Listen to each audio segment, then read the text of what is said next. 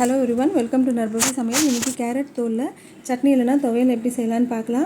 அதுக்கு கேரட் தோலை நல்லா தண்ணியில் அலசி வடிகட்டி தனியாக வச்சுக்கோங்க. இப்போ ஒரு வடை சட்டியில் கொஞ்சமாக எண்ணெய் விட்டுட்டு உளுந்து, கடலைப்பருப்பு, இது கூடயே கொஞ்சமாக பூண்டு இடித்து நீங்கள் போட்டுக்கலாம்.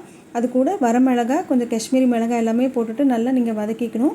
வதக்கிட்டு அது கூடயே அந்த தோலையும் போட்டுட்டு ஒரு 5 to 6 நிமிஷம் அது நல்லா அந்த தோல் வேகிற அளவுக்கு நம்ம வதக்கிக்கணும்.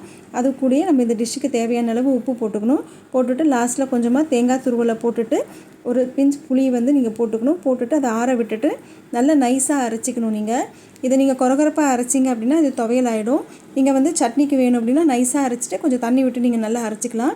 இப்போ தாளிப்புக்கு ஒரு தாளிப்பு கரண்டியில் எண்ணெய் விட்டுட்டு சூடானதும் கடுகு உளுந்து போட்டுட்டு கருவேப்பிலை போட்டுட்டு நீங்கள் அதை சட்னியில் ஊற்றிட்டீங்க அப்படின்னா சூப்பர் டேஸ்ட்டான கேரட் தோல் துவையல் ரெடி ஆகிடுச்சு. இது இட்லி, தோசை எல்லாத்துக்கூடையும் சூப்பராக இருக்கும். ட்ரை பண்ணி பாருங்கள். பார்த்துட்டு எப்படி இருக்குன்னு சொல்லுங்கள். அன்போடு சமைங்க, ஆரோக்கியமாக சாப்பிடுங்க. நன்றி.